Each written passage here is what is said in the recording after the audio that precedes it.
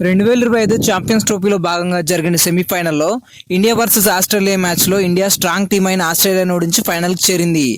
ఇందులో విచిత్రం ఏంటంటే ఈ గెలుపుతో ఒక్క దెబ్బకు రెండు పిట్టలనే సామెత కూడా నిజమవుతుంది. అవునండి, ఈ ఒక్క గెలుపుతో ఆస్ట్రేలియాపై అలాగే పాకిస్తాన్పై కూడా ఇండియా గట్టి రివెంజ్ తీసుకుంది. అది ఎలాగంటే గతంలో మన ఇండియాలో జరిగిన వరల్డ్ కప్ ఫైనల్లో అప్పటి వరకు ఓటమి లేని మన టీమిండియాని ఓడించి ఆస్ట్రేలియా ఛాంపియన్గా నిలిచింది. ఇండియా గెలుపును ఒక అడుగు దూరంలో ఆపేసి అందరికీ హార్ట్ బ్రేకింగ్ మూమెంట్ని మిగిల్చి వెళ్ళింది. ఆ మూమెంట్లో మన ప్రతి ప్లేయర్ కూడా చాలా ఎమోషనల్ అయ్యారు. అలాంటి ఆస్ట్రేలియాను ఈ ఛాంపియన్స్ ట్రోఫీలో ఓడించి ఇంటికి పంపి సక్సెస్ఫుల్గా అయితే రివెంజ్ని కంప్లీట్ చేసుకుంది. ఇది ఓకే, మరి పాకిస్తాన్కి ఏంటి నష్టం అంటారా? పాకిస్తాన్ ప్లేయర్ల ఓవర్ యాక్షన్ ఎలా ఉంటుందో మొన్న గిల్ అవుట్ అయినప్పుడు అందరూ చూశారు. అలాగే ఛాంపియన్స్ ట్రోఫీ ప్రారంభ వేడుకల్లో కూడా మన జాతీయ జెండాను స్టేడియంలో పెట్టలేదు. ఈ ఛాంపియన్స్ ట్రోఫీని వాళ్ళే హోస్ట్ చేస్తున్నారు కాబట్టి కొన్నిసార్లు వాళ్ళకి ఇష్టం వచ్చినట్లు ప్రవర్తిస్తున్నారు. ఇండియా చిన్న టీమ్స్ పైన గెలుస్తుంది, అందుకే క్వాలిఫై అయిందంటూ ఈ టోర్నీని వాళ్ళు హోస్ట్ చేస్తున్నారు కాబట్టి అన్ని మ్యాచ్లు పాకిస్తాన్లో జరగాలి. కానీ ఇండియా పాకిస్తాన్ వెళ్ళదు కాబట్టి హైబ్రిడ్ మోడల్లో కేవలం ఇండియాకు సంబంధించిన మ్యాచ్లు మాత్రం దుబాయ్లో జరుగుతున్నాయి. కానీ లెక్క ప్రకారం సెమీఫైనల్ అలాగే ఫైనల్ మ్యాచ్లు కూడా పాకిస్తాన్లో జరగాలి.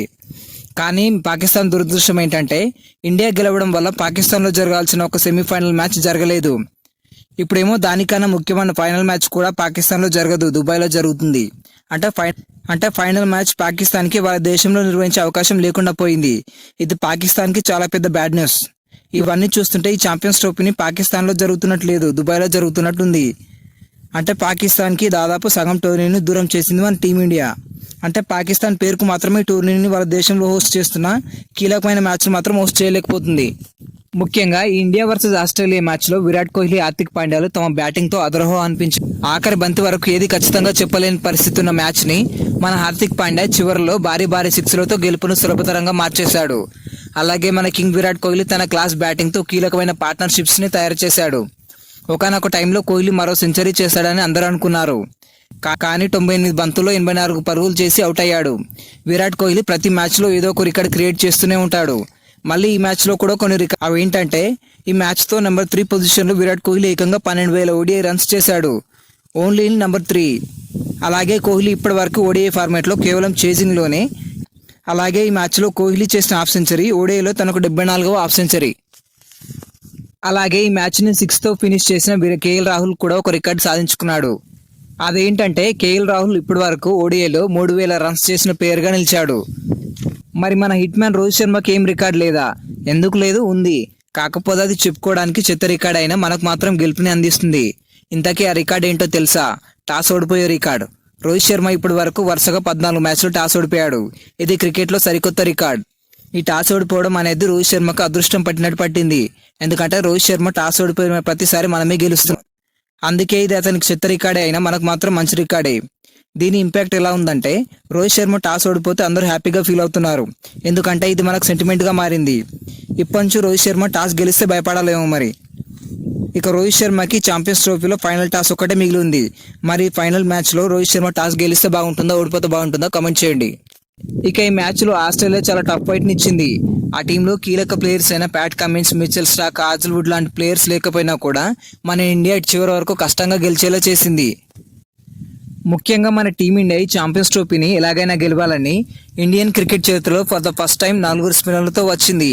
అందరూ కూడా మెయిన్ స్పిన్నర్లే. వీళ్ళు లేకపోతే మేబీ ఆస్ట్రేలియా మనపై గెలిచి ఉండేదేమో. దీనికి best example Travis Head wicket పడడం. అతను వికెట్ పడగానే మన రోహిత్ శర్మ, విరాట్ కోహ్లీలతో పాటు ఎంటైర్ టీమిండియా ఫ్యాన్స్ కూడా మ్యాచ్ గెలిచినంత హ్యాపీగా ఫీల్ అయ్యారు. దీనికి సంబంధించిన పోస్టులు కూడా ఇప్పుడు సోషల్ మీడియాలో వైరల్గా మారాయి. ట్రావిస్ హెడ్ వికెట్ తీసినందుకు హ్యాట్స్ ఆఫ్ వరుణ్ అంటూ పోస్టులు కూడా పెట్టారు. ఎందుకంటే ట్రావిస్ హెడ్ అంత భయంకర. మన టీమిండియాకి వరల్డ్ కప్ రాకుండా చేసిన ఏకైక ప్లేయర్. ఒక్కసారి అతను కొట్టడం మొదలు పెడితే అతన్ని ఆపలేక, వికెట్ తీయలేక అందరు తలలు పట్టుకుంటారు. అందుకే అతన్ని ముద్దుగా హెడ్ ఏక్ అని పిలుస్తారు.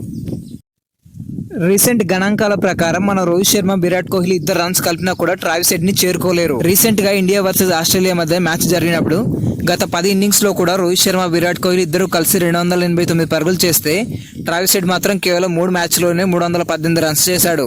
ఈ ఫామ్ చూస్తేనే అర్థమవుతుంది అతని వికెట్ ఎంత అవసరమో అని.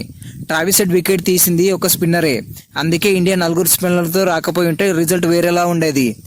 ఏది ఏమైనా మన టీమిండియా మాత్రం ఆస్ట్రేలియాని ఓడించి ఫైనల్కి అయితే వెళ్ళింది. చూస్తుంటే మన వాళ్ళు కప్పుతో వచ్చేలా ఉన్నారు. ఖచ్చితంగా మన వాళ్ళ గెలవాలి, ఎందుకంటే ఈ ఛాంపియన్స్ ట్రోఫీ తర్వాత ఈ ఇంటర్నేషనల్ క్రికెట్లో ఎవరు ఉంటారో ఎవరు రిటైర్మెంట్ అన్నట్టు ఈ మ్యాచ్లో జరిగిన ఒక ఫన్నీ మూమెంట్ చెప్పడం మర్చిపోయా.